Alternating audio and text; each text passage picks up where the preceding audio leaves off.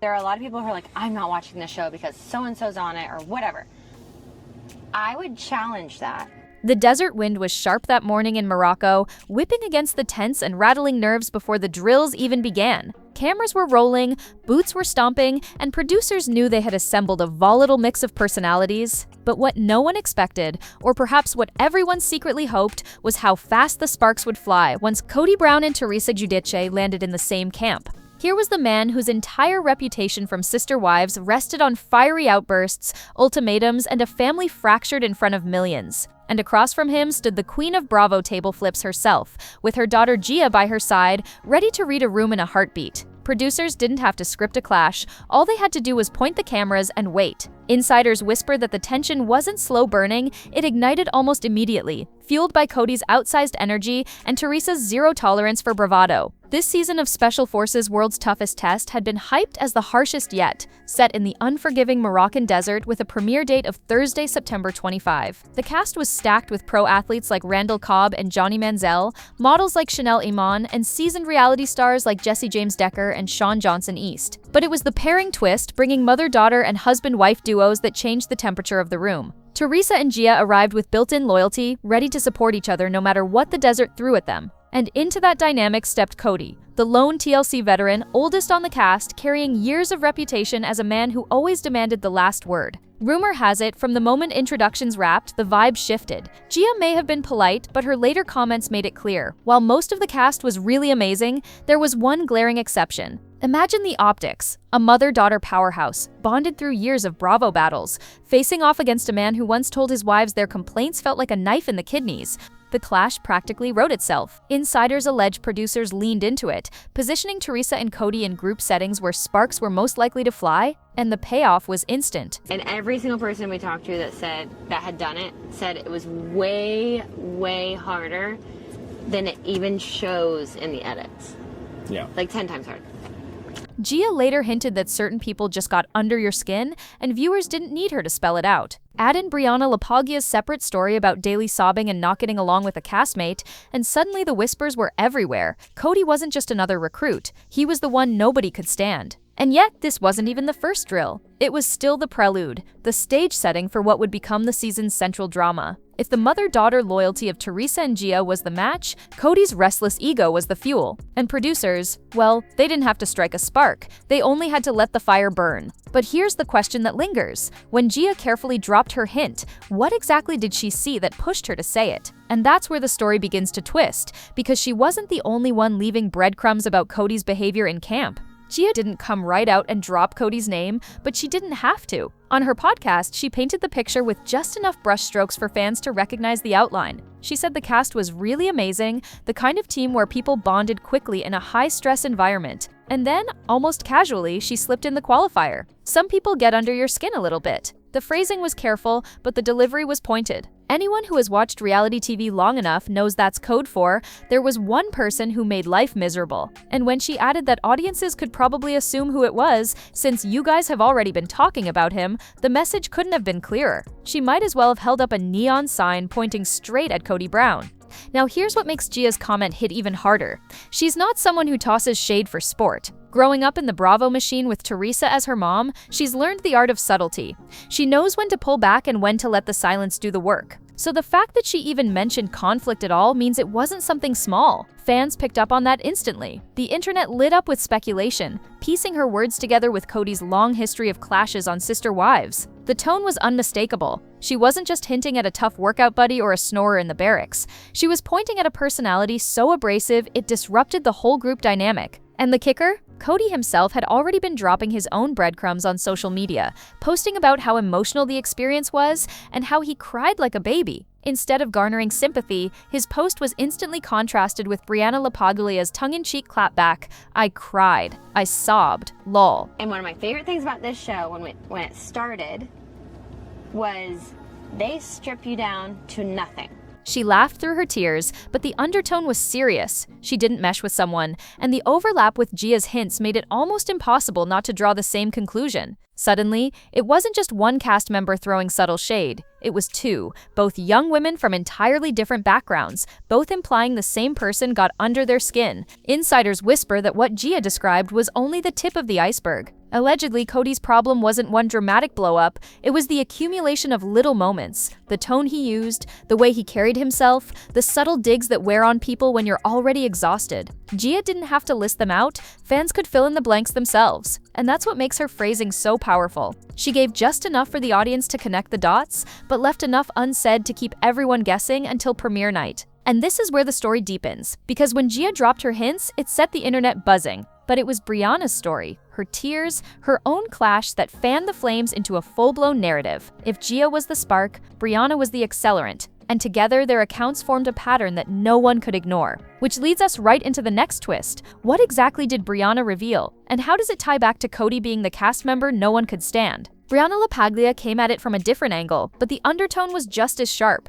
She didn't play coy the way Gia did. Instead, she put it out there in her trademark blunt style. She cried, she sobbed, and she didn't get along with someone in camp. At first, fans chalked it up to the grueling conditions. After all, Special Forces is notorious for pushing recruits to the edge with endless drills, freezing nights, and no creature comforts. But then Briana's comments started to echo a little too perfectly with Gia's. Both young women, both from different reality backgrounds, both hinting at a castmate who made life harder than it had to be. And if you line their accounts side by side, the overlap was impossible to miss. Briana leaned into humor to soften the sting. Her I-sobbed lol line made headlines because it sounded like she was brushing it off. But anyone who's been in a high-pressure group knows those tears don't just come from one tough workout. They come from the atmosphere, from being stuck with someone whose energy grates on you day after day. Insiders allege that Briana's breakdowns weren't about the drills alone, but about the way one castmate carried himself, as though the rules bent around him. And in the context of Gia's under your skin line, fans quickly connected the dots to Kody Brown. It wasn't proof, but it was enough to make the theory go viral. What makes Briana's side of the story especially damning is the contrast. She described the cast as largely fun and supportive, just like Gia did. It wasn't a miserable experience from start to finish. In fact, she hinted that the group dynamic was surprisingly good, except for one person. That except loomed large. Who else but Kody had the track record to match? Fans instantly pulled clips from sister wives of him yelling, gesturing wildly, or shutting down his wives mid-sentence, saying this is exactly what he must have been like on set. And let's not forget, Briana's shade didn't exist in a vacuum. It landed right after Kody himself posted that emotional note about crying like a baby during filming. To his supporters, it looked like vulnerability. To critics, it looked like yet another instance of him spinning a narrative in his favor. And Briana's tongue-in-cheek clapback, "I cried, I sobbed, lol," felt like a direct rebuttal, as though she was saying, "We all had hard moments, but yours came with drama attached." Insiders whisper that producers didn't miss a beat. They allegedly leaned into these tensions during editing, making sure the cracks in the group dynamic were crystal clear to viewers. Because conflict, even subtle conflict, is gold in unscripted television. And if Gia and Briana's comments are any indication, the season is already shaping up to frame Kody as the lone irritant in a cast that otherwise clicked. But here's where things get even more revealing. I mean, you guys have all been talking about him already, so I'm sure you could assume who it is. But the rest of the cast was really amazing. On Sister Wives, Kody always had confessionals and editing to smooth over his blow-ups.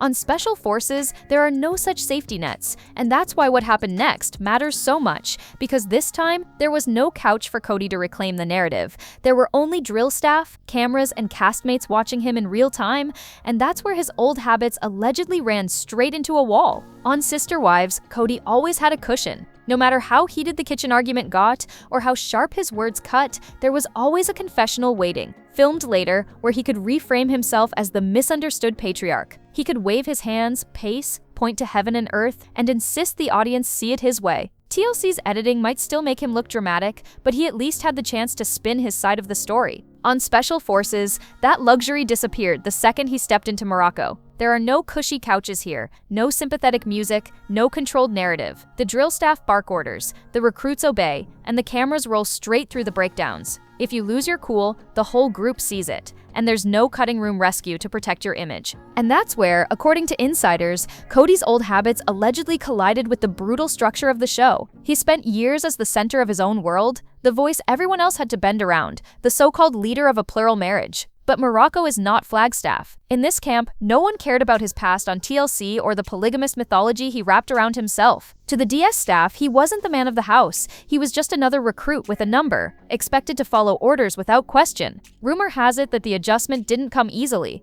Instead of blending in, Kody allegedly resisted, bristled, and in some cases, pushed back at directives that other cast members simply swallowed and executed. Think about the cast surrounding him. Athletes like Randall Cobb or Johnny Manziel had been coached, screamed at, and humbled 1,000 times before. They knew how to take an order without making it personal.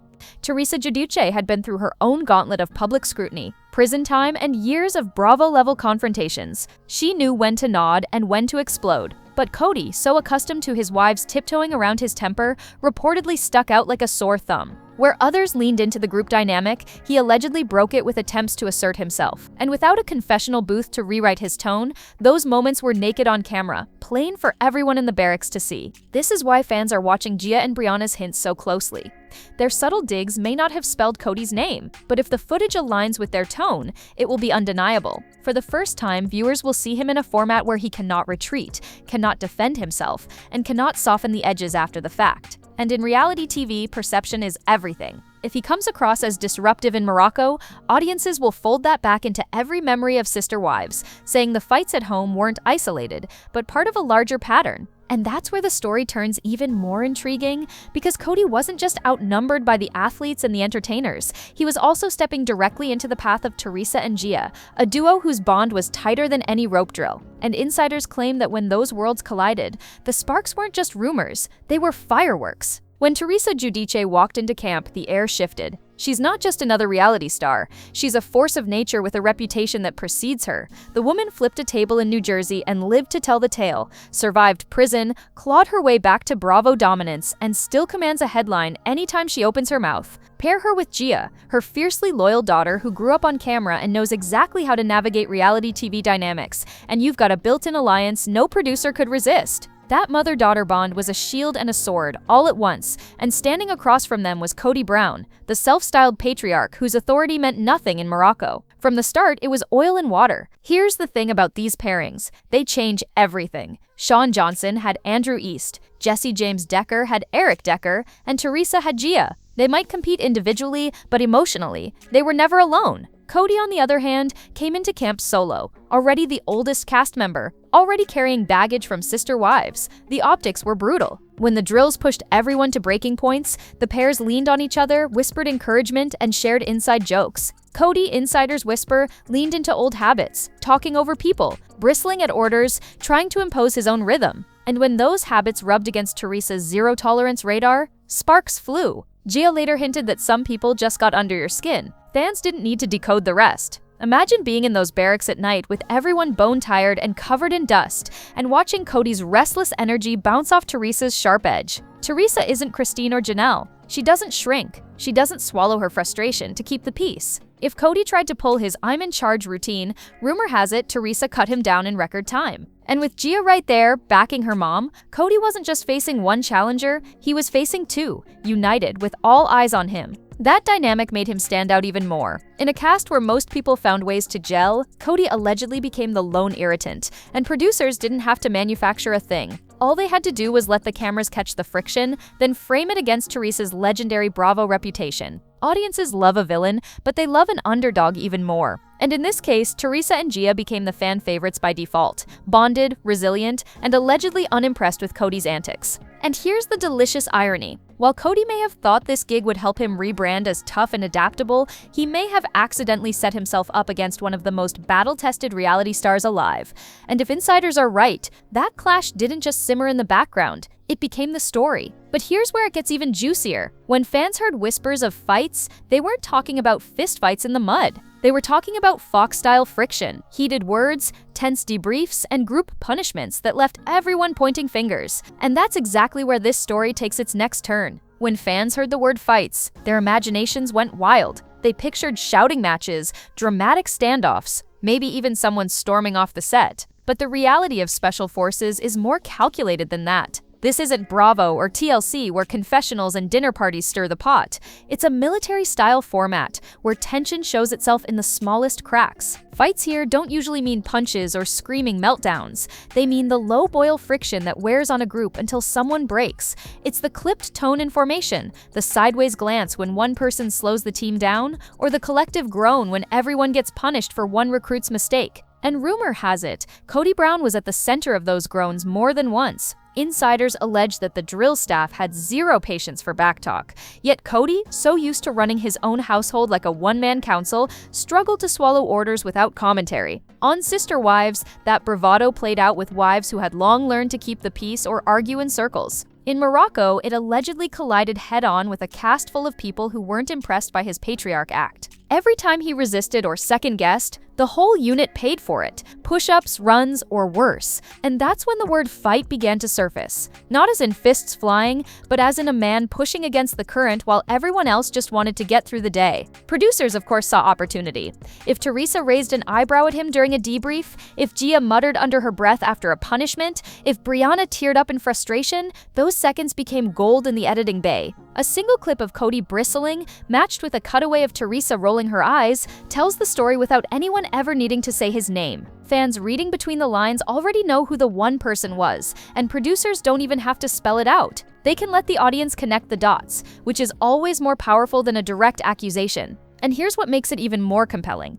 These weren't just isolated flare-ups. According to whispers from insiders, the friction was consistent enough that multiple castmates mentioned it later. Gia's careful hint, Briana's sobbing admission, and even Sean Johnson's subtle suggestion that some personalities didn't mesh all stacked on top of each other. It built the impression that Kody wasn't just a tough nut to crack, he was the pebble in everyone's shoe, unavoidable and increasingly irritating as the days dragged on. Which sets up the ultimate question: if this is what the whispers sound like now, what will it look like on screen when the edit tightens those moments together? Because if Fox really leans into it, Kody won't come off as just difficult. He'll be cast as the season's obstacle, the one man everyone else united against. And that's where the story takes its sharpest turn yet. Because while most of the cast had backgrounds that prepared them to absorb orders, Kody came in with something else entirely, a lifelong habit of resisting authority. And that, more than anything, may have sealed his fate. That contrast between Kody and the rest of the cast could not be sharper. Most of the men and women standing beside him in Morocco came from worlds built on hierarchy and discipline. Former athletes like Des Bryant or Robert Horry knew exactly what it meant to take orders, grind through drills, and put ego aside for the sake of the team. Olympic gymnast Sean Johnson had literally trained her entire youth to thrive under pressure from coaches who demanded perfection. Even entertainers like Jessie James Decker and her husband Eric understood the basic rhythm of being told what to do and delivering on cue. These people were conditioned to bite their tongues, suffer together, and save the complaints for later. Kody, meanwhile, allegedly strutted in with the energy of a man still convinced his way of doing things was superior to everyone else's. Insiders whisper that the gap became obvious in the first few days. When the staff barked orders, the athletes snapped to attention while Kody hung back, asking why things were being done a certain way. On Sister Wives, he thrived on debate and drama. In Morocco, that habit only slowed everyone down. Imagine lining up for a grueling obstacle course and one person keeps questioning instructions. It doesn't matter if the question makes sense, because the entire group is punished for hesitation. And each time that happened, resentment grew.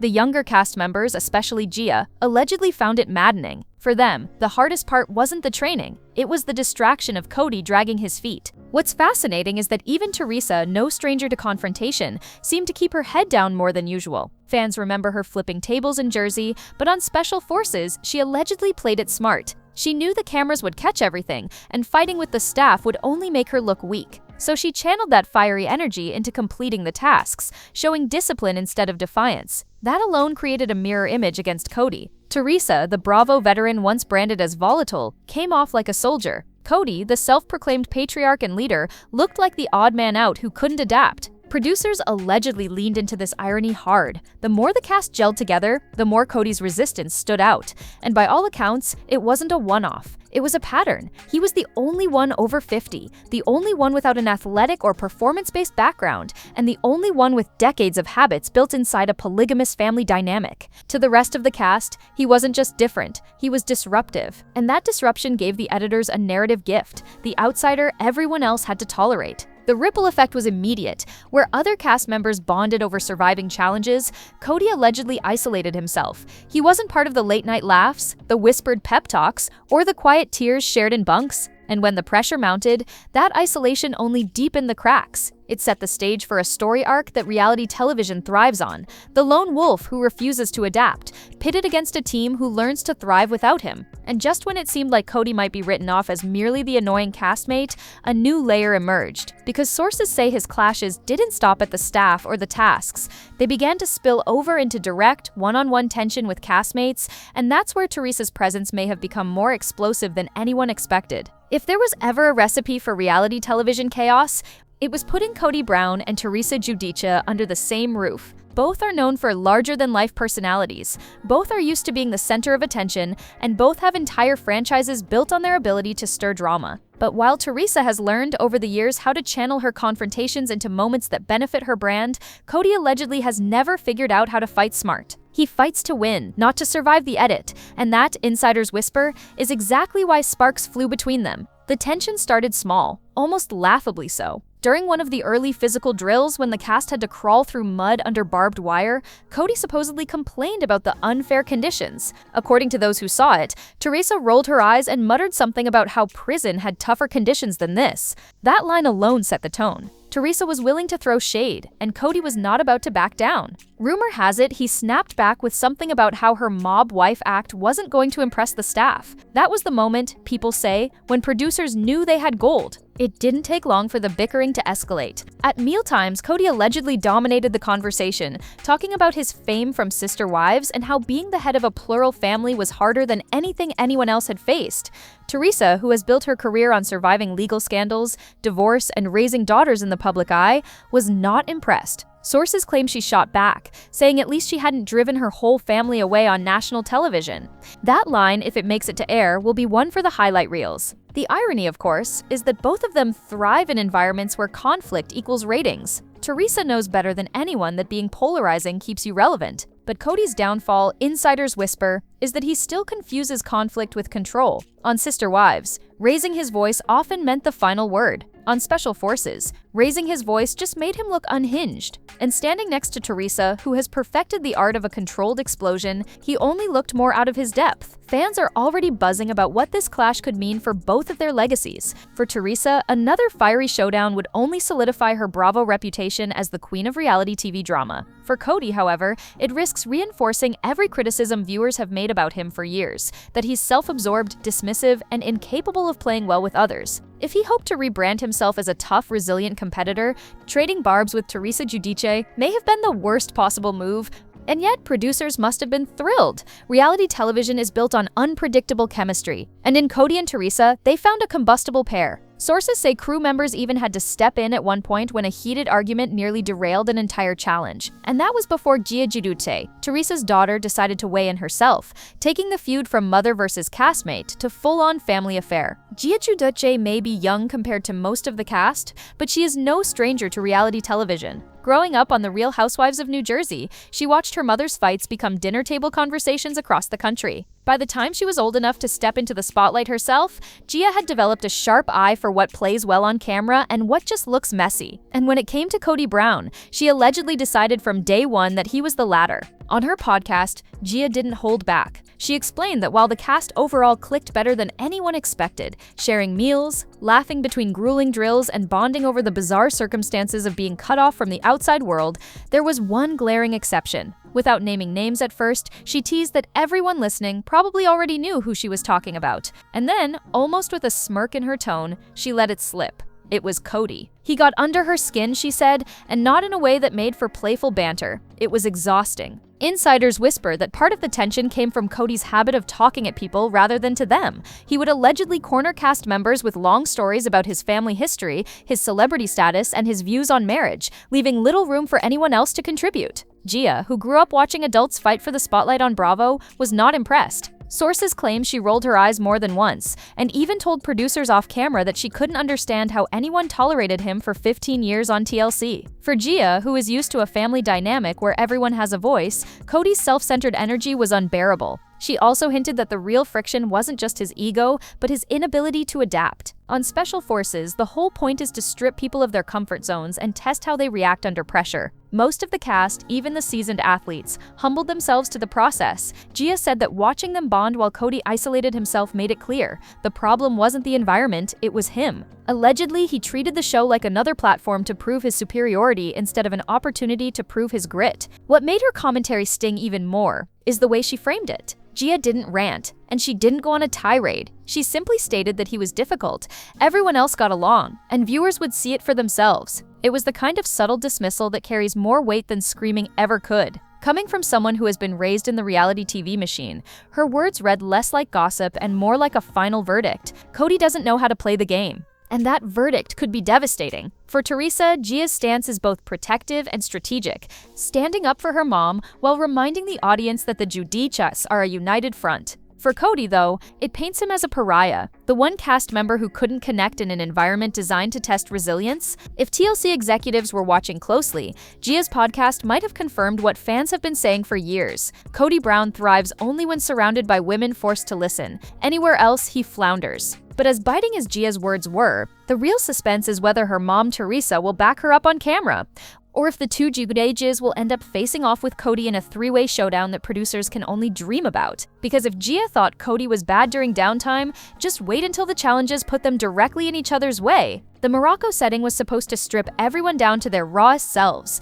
No phones, no glam squads, no cozy houses to retreat to. Just dust, exhaustion, and a camera crew waiting to capture the cracks. And while most cast members took the challenge in stride, insiders claim Kody unraveled faster than anyone expected. The man who once strutted around cul-de-sacs in Vegas, pretending to be the king of his own kingdom, was suddenly just another contestant, stripped of status, stripped of control, and forced to sleep side by side with people who weren't buying his act. Gia mentioned that during those first days at the Moroccan base, the silence was suffocating. With no phones and no way to call home, people clung to each other for comfort, sharing stories, building quick alliances. But Kody, he allegedly pulled away. Instead of leaning in, he grumbled about being cut off from his tender-age kids and how unfair it was to Robin. Some castmates even whispered that they suspected he exaggerated the hardship because when everyone else was too tired to complain, he was still reminding them how much his family supposedly suffered without him. For a man used to centering himself, the group environment was the perfect storm, and it exposed every insecurity he's tried to bury under that famous mop of blonde curls. The irony, of course, is that isolation has always been his weapon at home. Fans of Sister Wives know the playbook. Divide, control, pit the women against each other, and keep himself in the middle as the puppet master. But in Morocco, the script flipped. He was the outsider, and nobody cared about his self-proclaimed patriarch status. Athletes who had faced real-life battles rolled their eyes at his theatrics. Teresa, who survived prison and Bravo reunions, had no patience for his whining. Even Gia, barely out of college, seemed more emotionally grounded than a man pushing 60. And then came the physical drills. Kody has never been shy about dramatics. Who could forget the knife in the kidneys rant? But according to insiders, the Special Forces challenges pushed him into a whole new level of performance. Whenever he stumbled, he allegedly turned the spotlight back on himself, groaning louder than necessary, lecturing about his age, and reminding everyone how unfair it was that he, the oldest man in the cast, had to endure the same treatment as pro athletes. Rather than inspire sympathy, it made the others bond tighter against him. Rumor has it, producers ate it up.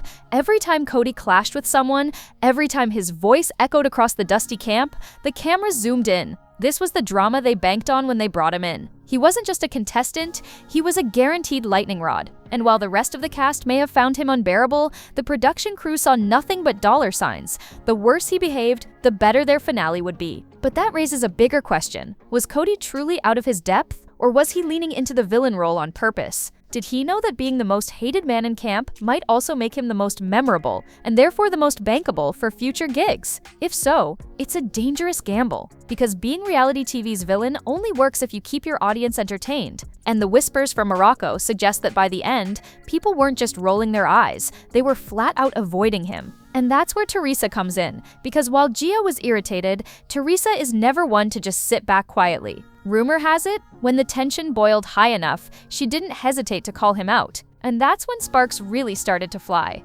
Teresa Giudice has never been the type to sit quietly when someone rubs her the wrong way, and rumor has it producers were counting on that fire when they threw her and Kody into the same lineup. Picture it, Kody swaggering in, chest puffed, acting like he's the star attraction, while Teresa, who built her entire housewife's legacy on flipping tables and speaking her mind, watched him with that sharp, unblinking stare. Insiders whisper that Kody's dismissive attitude toward the younger cast members, including Gia, was enough to set Teresa's fuse sparking. And if there's one thing fans know about Teresa, it's that she does not let anyone mess with her family, especially not her daughter. The tension allegedly built day by day, with Kody snapping in his usual condescending tone and Teresa delivering those cutting one-liners that land like a slap in the face. What makes it juicier is the word behind the scenes, that producers may have actually encouraged the clash. Reality TV thrives on combustible personalities, and Kody was already painting himself as the odd man out. By whispering into ears, nudging conversations, or even just letting his ego run wild unchecked,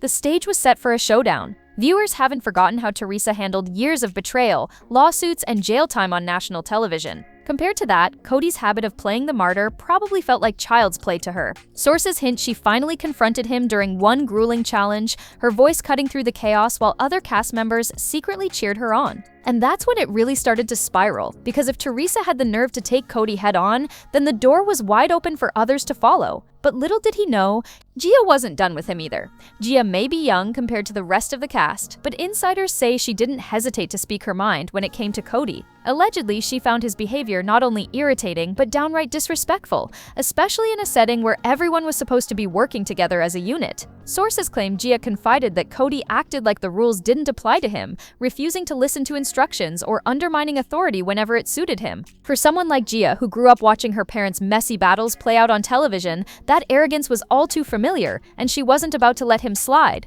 Word has it that one moment really tipped the scales. During a physically demanding drill, Kody allegedly complained loudly, blaming the exercise rather than his own effort. Gia supposedly rolled her eyes and muttered something sharp enough that others laughed, cutting his bravado down a notch. Producers, of course, caught every second of it. It was the kind of subtle but stinging humiliation reality TV gold is made of. Insiders whisper that after that point, Kody and Gia barely exchanged a word unless it was tinged with frost. The ladies' man, who once convinced multiple wives to follow him, suddenly couldn't charm a 20-something who saw right through him. And here's the kicker. Gia reportedly teased on her podcast that audiences will have no trouble guessing who rubbed her the wrong way. She never named him outright, but the implication was obvious, and fans immediately filled in the blank. By the time filming wrapped, the cast camaraderie seemed to deepen everywhere except around Kody, who appeared increasingly isolated. And if isolation was bad enough in Morocco, wait until you hear how it followed him home to Flagstaff. When the cameras stopped rolling in Morocco,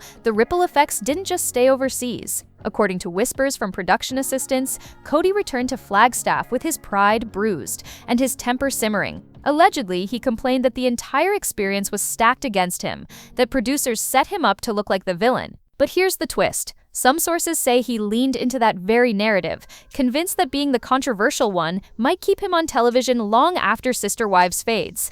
Imagine it, Kody framing himself as the misunderstood outcast, the guy everyone loves to hate, hoping to spin public disdain into new contracts.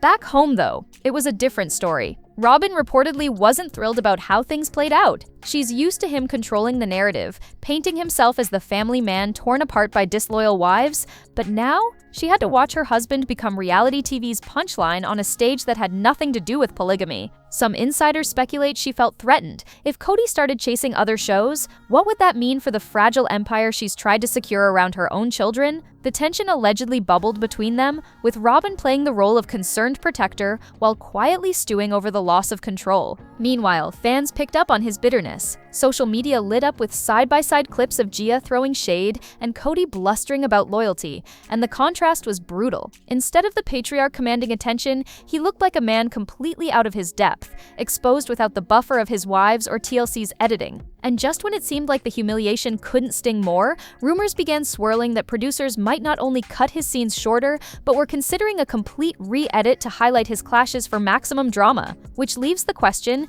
is Kody finally realizing the cameras no longer protect him, but expose him? So here's what I want to know. Do you think producers deliberately set Kody up as the villain for ratings? Or was he simply being himself with no one left to shield him? And if he keeps chasing shows outside Sister Wives, do you see his career collapsing or exploding into something bigger? Drop your thoughts in the comments. Don't forget to like and subscribe, and stay tuned. The next video on your screen is waiting. And trust me, you won't want to miss it.